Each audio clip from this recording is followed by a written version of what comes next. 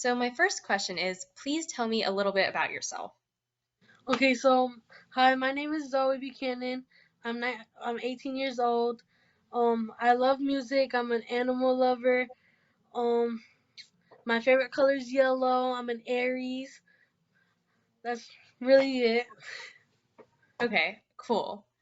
My next question is, have you ever heard of a member of the LGBTQ plus community facing discrimination or bullying, or have you personally been discriminated or bullied against for your sexual orientation or gender identity? Um, yes, both of them. I had my friend. Am I allowed to say her name? No, I wouldn't say a name. Okay, well, my friend. We were out one day and we were at a skating rink, and they told them, okay, all the girls can only be on the skating rink. And they kept telling her to get off, and it's because she was dressed like a boy or looked like a boy, and we kept telling them, no, she's a girl. They was like, no, she cannot go back on there, and it was just like kind of messed up. They wouldn't listen to us. They wouldn't believe us. And then I also got discriminated in middle school. I had to go to the dean's office because they didn't like how I would wear my pants. They literally hold me into the dean's office until I did what they wanted me to do. Hmm. Um I had the deputy come up and tell me that if I didn't stop hugging my friends that were girls, that he would call my grandma and just basically tell her like that I'm doing whatever he thinks I'm doing, and I'm like, I'm just hugging my friends. Yes, that's incredibly unfortunate, and I'm sorry that happened. My next question is, LGBTQ plus community members are more than 2 times more likely to suffer from mental illness secondary to such factors such as discrimination, family rejection, harassment, and fear of violence. So, how do you think we can help members of the LGBTQ plus community feel welcome and safe in our community? And what would you like to see as a teen who is part of this community? I would like to see like um how people are when they go through mental health and everything, they call the hotline. I would like Yes. to see a number for that for the LGBTQ, because everybody can go to that hotline, but not everybody's comfortable with that hotline. And Hmm. I also would think like how in school they have a gay straight alliance, but I also feel like that's not very helpful either. Like there should be one where like how teens can come together and talk about what they are going through, and they should see what if they relate to what they're going through. So I think that would be also very helpful. Hmm. That's pretty much it. Yeah, those are great ideas. My next question is, feeling different or unaccepted is a risk factor for mental health, and usually we cope by having a strong social support network. And without an adequate social support and acceptance, it can be more challenging. So, how can we help teens who do not feel that they have social support or feel accepted find the right community to help them no matter the circumstances?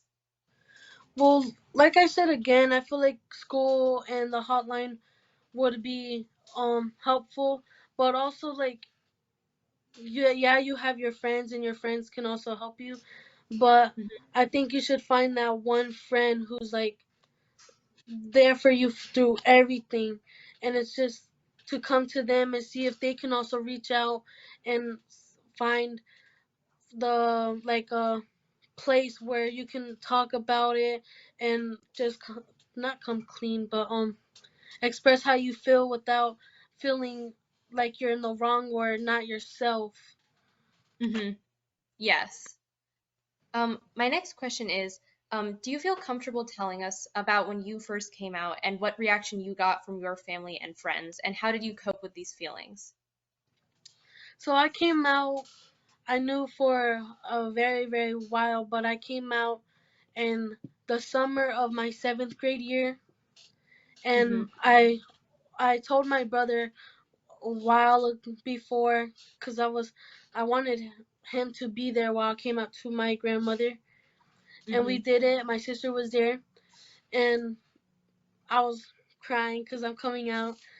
And my Mhm. grandma just told me that it was a phase, like that I'm just young, that I couldn't still dress how I wanted, that I'm not a boy, and I'm just like, I just want to dress comfortably, and I know that it's not a phase, but she just kept telling me it was a phase, and obviously that did so much to me in my mental phase, but for other people or how I could have taken it, it could have done me worse in my mental health, but it's also good to have a strong, supportive team behind you. Mhm. Yes, definitely. It's definitely important to have that support network there for you. My next question is, what was your mental health prior to and after coming out, and was there pressure on you to come out? Um, I don't feel like there were pressure for me to come out. I think the only pressure that was there for me to come out is the pressure on myself, that Mhm. that I want to be who I am and that I don't want to hide who I am. So I put so much pressure on me to finally be able to be ready to come out to her. And Mhm. my mental health in some situations where my grandma and or like my family did have to deal with it. Like they have to realize that I'm going to be who I am. I'm not Mhm. gonna stop. I'm not gonna let them stop me from being who I want to be. And Mhm. my mental health was up and down. I would be so couraged to be who I want to be, but then some situations where they would come at me for me being me, it would just bring it down, back down, but I would never let it stop me. And that's Mhm. also from having a strong group behind me, even if it's my brother or a group of friends. Yes, yes, definitely. That support network can definitely help with keeping that mental health up even in difficult times. My next question is, what mental, emotional, and social struggles have you experienced? I have experienced depression. I really had. I was going through a very dark time in middle school, and it was really hard. It was really really dark, and I had to get away from feeling like that.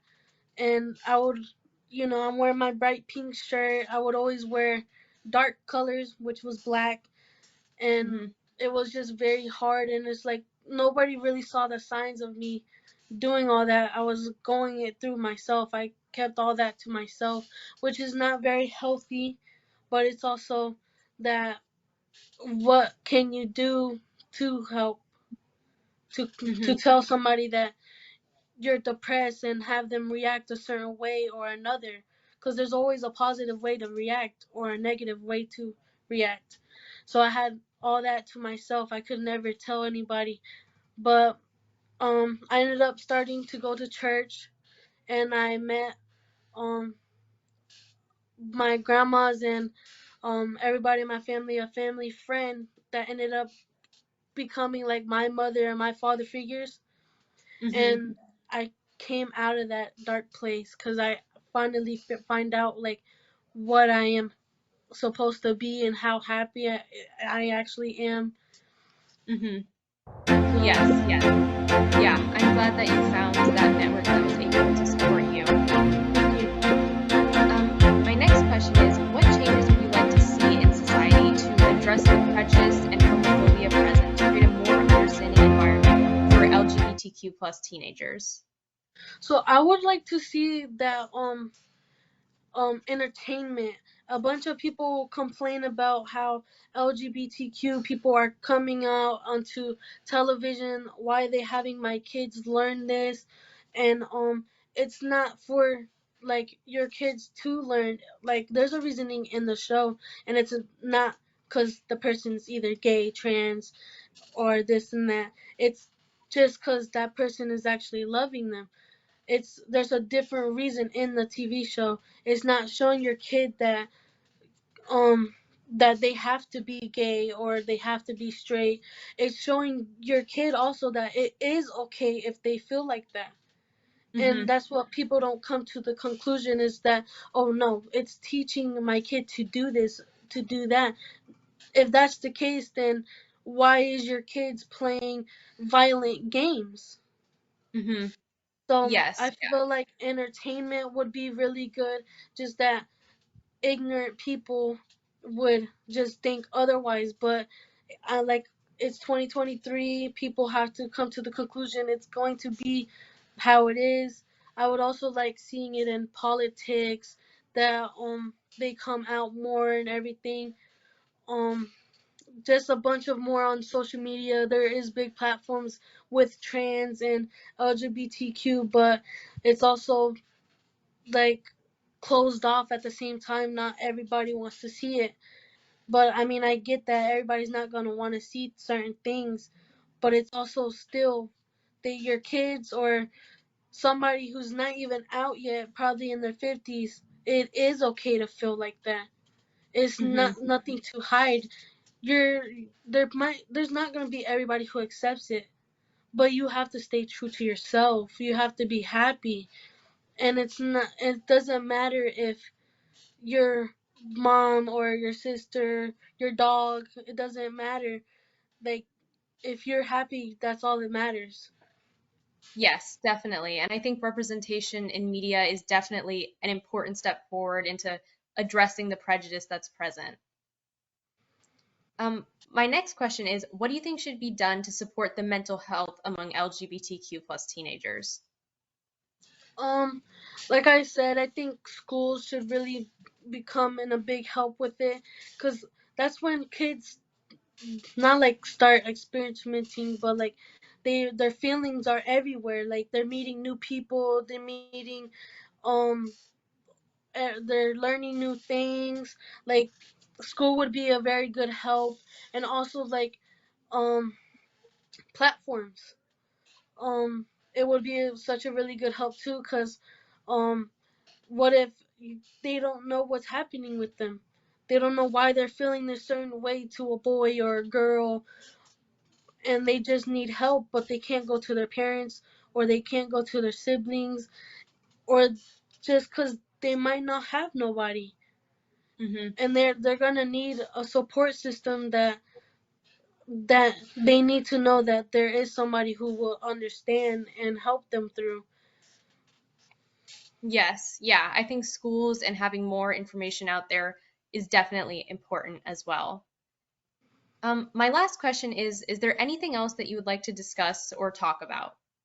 No, I think that's it. Thank you. Thank you for your time.